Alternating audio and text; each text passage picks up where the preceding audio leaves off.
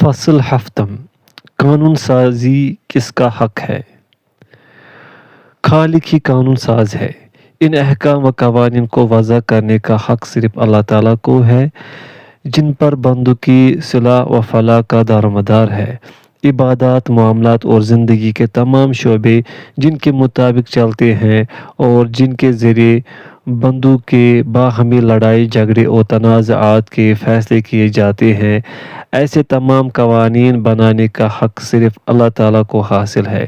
ارشاد باری تعالیٰ ہے، الا لہ الخلق والامر تبارک اللہ رب العالمین۔ دیکھو سب مخلوق بھی اسی کی ہے اور حکم بھی اسی کا ہے، یہ اللہ رب العالمین بڑی برکت والا ہے۔ سورۃ الاعراف آیت نمبر 54۔ چونکہ وہی جانتا ہے کہ اس کے بندہ کے لیے کیا چیز مفید ہے، لہذا اسی کے مطابق وہ ان کے لیے احکام وضع کرتا ہے، اور چونکہ وہ سب کا رب ہے اس لیے رب ہونے کے ناطے قانون سازی کا حق بھی اسی کو پہنچتا ہے، اور چونکہ تمام بندے اس کے غلام ہیں اس لیے ان کے لیے اللہ تعالیٰ کے احکام کی بجا آوری ضروری ہے۔ اس کے احکامات کی پیروی کا پورا فائدہ انہی کی طرف لوٹتا ہے۔ اختلاف میں مسلمان کیا کرے؟ اللہ تعالیٰ کا ارشاد گرامی ہے، فَإِن تَنَازَعْتُمْ فِي شَيْءٍ فَرُدُّوهُ إِلَى اللَّهِ وَالرَّسُولِ إِن كُنتُمْ تُؤْمِنُونَ بِاللَّهِ وَالْيَوْمِ الْآخِرِ ذَلِكَ خَيْرٌ وَأَحْسَنُ تَأْوِيلًا۔ اور اگر کسی بات میں تم میں اختلاف واقع ہو تو اگر اللہ اور روز آخرت پر ایمان رکھتے ہو تو اس میں اللہ اور اس کے رسول کے حکم کی طرف رجوع کرو، یہ بہت اچھی بات ہے اور یہ اس کا انجام بھی اچھا ہے۔ سورۃ النساء آیت نمبر 59۔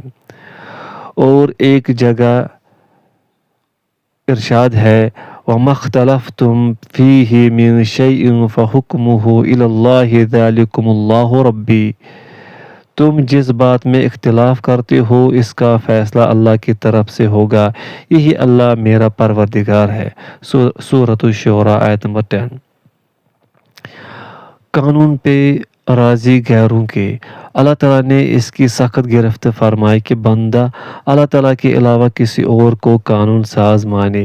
ارشاد باری تعالیٰ ہے، ام لہم شرکاء شرعوا لہم من الدین ما لم یأذن بہ اللہ۔ کیا ان کے وہ شریک ہے جنہوں نے ان کے لیے ایسا دین مقرر کیا ہے جس کا اللہ نے حکم نہیں دیا۔ سورۃ الشورى آیت نمبر 21۔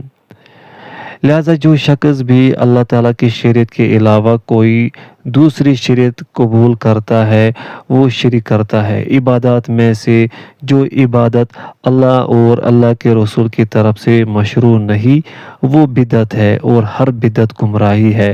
رسول اللہ صلی اللہ علیہ وسلم کا ارشاد گرامی ہے، من احدث فی امرنا ھذا ما لیس منہ فہو رد۔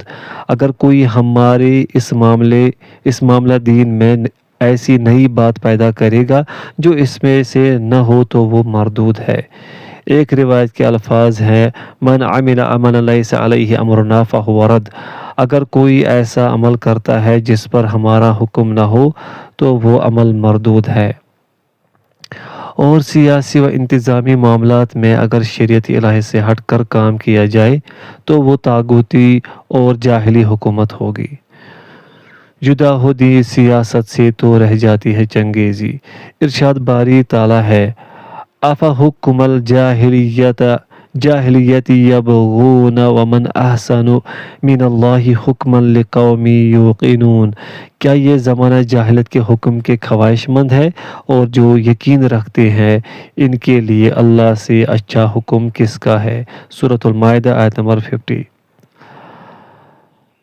حلال حرام متعین کرنا انسان کا منصب نہیں، اسی طرح حلال و حرام قرار دینے کا حق بھی صرف اللہ تعالیٰ ہی کو ہے۔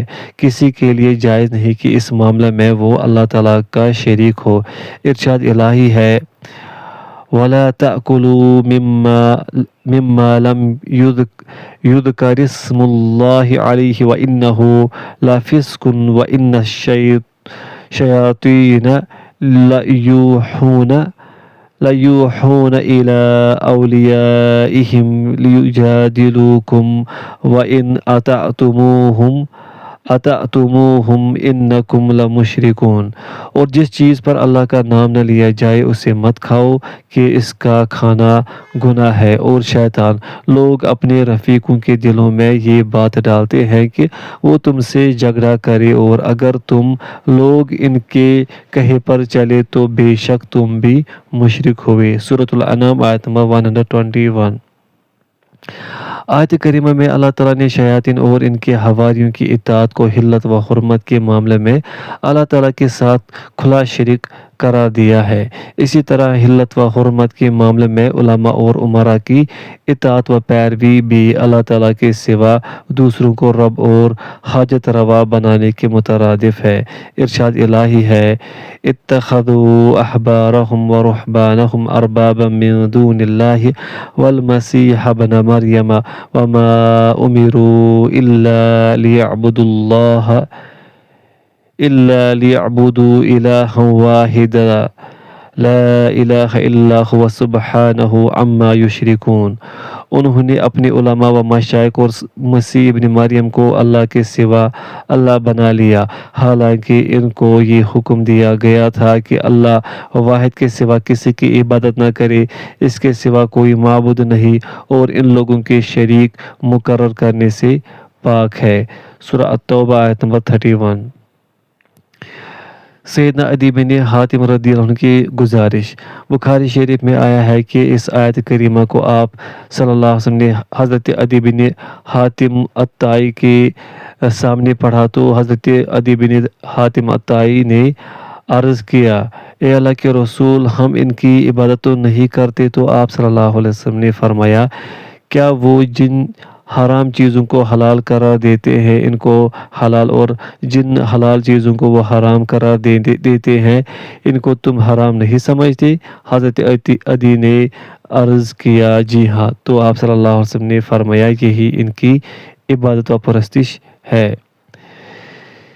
اسے پتہ چلتا ہے کہ احکام الہی کو چھوڑ کر حلت و حرمت کے معاملے میں ان کی اطاعت اور پیروی کرنا دراصل ان کی عبادت کرنا ہے، جو اللہ تعالیٰ کے ساتھ کھلا شرک ہے۔ یہ شرک اکبر ہے جو توحید کے سراسر خلاف ہے، اس لیے کہ توحید کی معنی ہے لا الہ الا اللہ کا اقرار کرنا، اور اس اقرار کا مطلب یہ ہے کہ چیزوں کو حلال و حرام قرار دینے کا حق صرف اللہ تعالیٰ کو ہے۔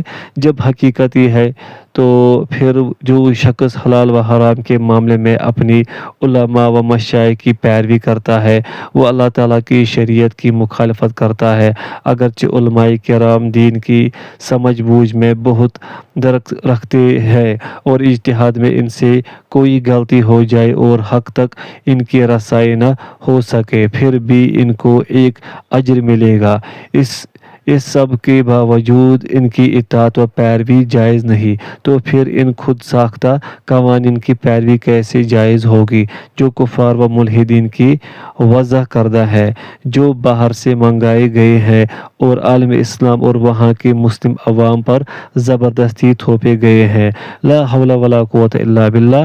اس طرح تو اللہ تعالیٰ کے بجائے کفار و ملحدین کو ارباب من دون اللہ، اللہ کے سوا غیر کو رب بنایا جاتا ہے، جو ان کے لیے احکام و قوانین وضع کرتے ہیں، حرام چیزوں کو حلال قرار دیتے ہیں اور بندوں پر حکومت کرتے ہیں۔